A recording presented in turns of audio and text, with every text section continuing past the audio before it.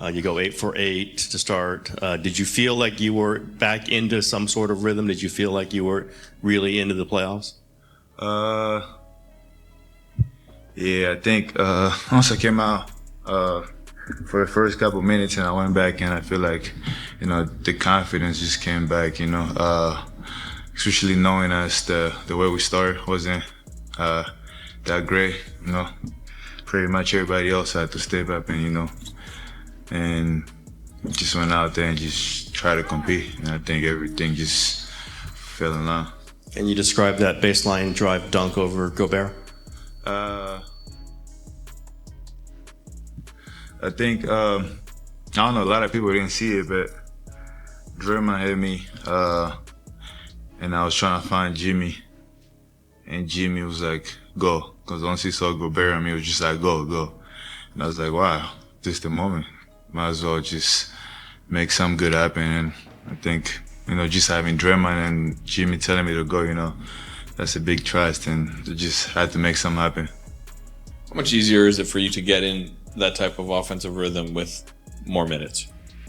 I think everything just come back, together. As long as you stay out there and you know who you playing with, just having that rhythm, breaking the sweat, and just staying locked in, the rhythm kind of come back, slowly. What has been your process for staying ready over the past month or so? Working out, watching film, staying strong mentally, just those three, and I think just being a good teammate, that's the biggest things, that keeps me ready. You said Jimmy Butler and Draymond Green were telling you go at Gobert. Well, how have the veterans helped you stay ready through this process? No, I think, I don't know, maybe some of them been through this. I feel like some of them been through, the ups and downs. Not just playing, just like, sometimes your things going well or not going well. And just them seeing the matchup I had, and it was a broken play. And just both of them telling me to just go, it just gave me more confidence. I mean, without Steph, even Steve said it's different. The formula is different. Did you figure you would have a larger role? Do you have to have a larger role, you think, without Steph? I think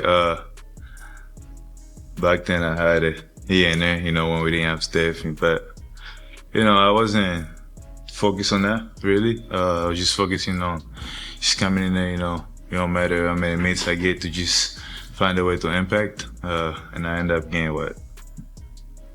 26 minutes. But I wasn't going out there expecting to have so many minutes. Just anytime my name get called, because I know one of these days my name was going to be called, and just go out there and just impact.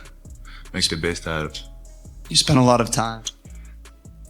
All right, we move on to Jimmy Butler here, who had 17 points in the Game 2 loss. What are some lessons you can learn from a game like this where it's kind of experimental? Steve's trying a bunch of different combinations out there. Experimental or not, I still would like to win. But I think the biggest lesson is don't start off in a hole like we did tonight. And game maybe could have ended up a little bit differently, but it's hard to climb out of that hole. What did you see from JK and Trace tonight in their minutes? Some talented pros. Pros always being ready, doing whatever you ask them to do, and doing it at a high level on both sides of the ball. I think you said on that Kuminga, on that baseline drive dunk on Gobert, you told him, go, just go. Attack. What were you seeing, with Gobert on him? Attack. We need as many individuals attacking as we can. If you get in there and nobody helps, score. If you get in there and somebody helps, pass the ball to the open guy. And a lot of the times whenever you get into the paint, it's wide open to go in there and get a bucket. Obviously, I mean, Kermit said it, it's obvious it's so different without Steph. You have to kind of figure out a new formula. What is it, you think? What could it be without Steph? It's going to be a lot more attacking and hitting the open guy and attacking again. It's everybody knows it's difficult to recreate or even get close to doing what he does. But we're going to have to find a way. So we go to the tapes, talk about it, and execute it to the best of our abilities. Steve said part of the plan tonight was not overtaxing you or Draymond. I think you finished at around 34 minutes. As this year series shifts back, but it restarts quickly. How do you feel right now? And do you feel like it wasn't that much of a tax tonight? Yeah, I feel pretty good. I get to rest. We get to take a flight back, sleep in our own beds, get some recovery, dominoes, coffee, kids. Doesn't change. And get ready to compete again. Are you still feeling the fall from Yeah, for sure. But believe it or not, domino, coffees, and kids make it all better. Jimmy, you're always kind of assessing and figuring out things. As you were feeling out tonight without Steph, were there some things that you might figure out that's going to work to your advantage? Be aggressive, maybe even a little bit more aggressive than normal. And I'm playing the same way. My guys is open, I'm passing it. I don't care what nobody says. And I'm a live and die with us as a unit, us as a whole. Aggressive meaning you're looking to score more? No. Aggressive, like get in the paint, make plays for everybody. I feel like whenever I'm doing that, it makes everybody else's job easier. They know when to shoot the ball on catch and shoots. They know when to play out of closeouts. When I'm in attack mode, it automatically places them in attack mode. Jimmy, when you missed the game against Houston, you were a very active participant on the bench and kind of another coach. Did you see that from Steph? What did you see from Steph? Yeah, talking the game, what he sees, what we should be doing on both sides of the ball. And even though he's not out there, he still expects us and wants us to win. So as often as he's telling us, hey, this guy needs to be here, and on defense, this is what everybody needs to be doing, we got to listen, because he's seeing it, firsthand, a lot of stuff that everybody else can't see. So he's definitely still out there on the bench with us. Jimmy, I know you don't pay much attention to what's out there, but just so you can know, everybody's expecting this massive thing, this reputation of playoff Jimmy. What is that like living under that burden or expectation?